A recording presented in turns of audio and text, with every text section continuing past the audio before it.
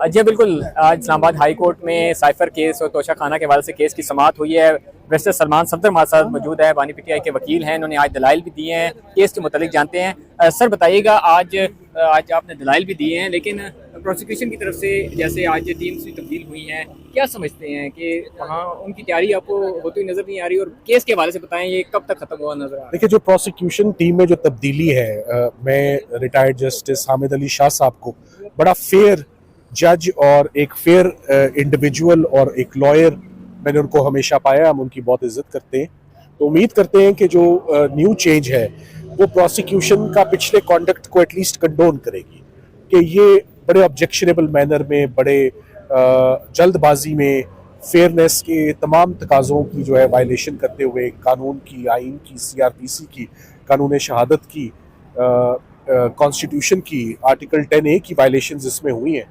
सो मेरा ख्याल है बड़ा मुश्किल हो जाएगा सरकार के लिए इस मुकदमे को बचाना, और जो मुकदमे का अंजाम साइफर का होगा वही अंजाम बाकी तमाम मुकदमात का होगा, वही इद्दत का होगा, वही तोशा खाना का होगा, वही अलकादिर का जिसका कि ट्रायल दोबारा बड़ी तेज़ी से शुरू हो गया।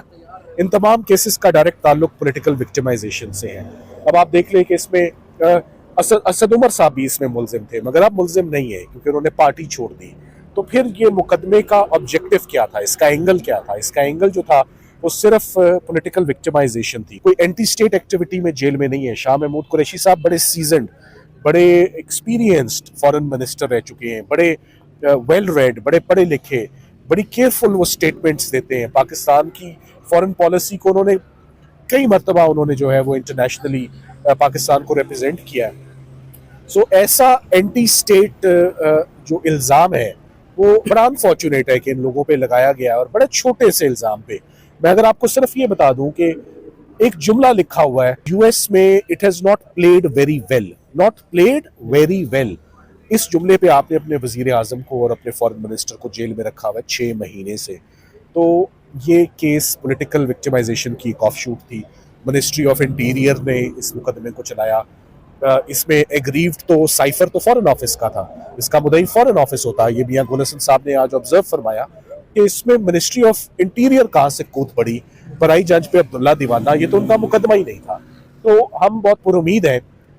आज पेपर बुक्स भी नहीं बनी हुई थी, वो इस्लामाबाद हाई कोर्ट की अमले की तरफ से वो जो ताखीर है वो भी अब 2 दिन में दूर हो जाएगी। तो मंडे को दोबारा इसकी बाकायदा समाअत होगी, और हम पुरुमीद है कि ये मंडे को ही केस कंक्लूड हो जाएगा, और इंशाल्लाह। अच्छा, आपका जुमला बड़ा मशहूर था कि 10 साल की सज़ा 10 सेकंड में, 14 साल की सज़ा 14 सेकंड में। अब बताइए, आज आपने दलाइल दिए हैं, कब तक केस वाइंड अप होगा और इमरान खान साहब कब तक फाइनली आपको नजर आ रहा है कि बाहर नजर आ रहा है? आपने महसूस किया कि दोनों जज साहिबान ये केस इतनी जल्दी क्यों लगाया? अभी सजा हुई और अभी अपीलें लगी, क्योंकि केस बहुत हाईलाइट हो गया है, ये केस बहुत कंट्रोवर्शियल हो गया है, ये बड़ा बदकिस्मत केस है, बड़ा अनफॉर्चुनेट केस है। ये केस बाइसे बदनामी है, ये इसलिए लगा है। और हर पहलू अदालत देखना चाहती है कि यहाँ पर हुआ क्या है इस मुकदमे में। तो आज भी जज साहब ने 2-3 दफ़ा ये कहा है कि हमें ये केस बड़े आराम से और तहम्मुल से, ये बड़ा सीरियस इल्ज़ाम है, हमें इसको बारीकी में अंडरस्टैंड करना है। तो आप इसमें हमें बारीकी से लेकर चलें। तो इसी वजह से 10 सेकंड की बात और 14 सेकंड की बात को थोड़ा सा हम, मगर इंजाम वही होगा जो हमने सोचा हुआ है कि इंशाल्लाह इस केस में ये बरियत होगी। ये ऑफिशियल सीक्रेट्स एक्ट का केस ही नहीं है, ये एंटी स्टेट एक्टिविटीज़ का केस नहीं है, ये पॉलिटिकल विक्टिमाइजेशन का केस है। वो इस वक्त पॉलिटिकल प्रिजनर्स हैं बोथ ऑफ देम, और जैसे इसका नतीजा आएगा उनकी ये इम्प्रिजनमेंट इंशाल्लाह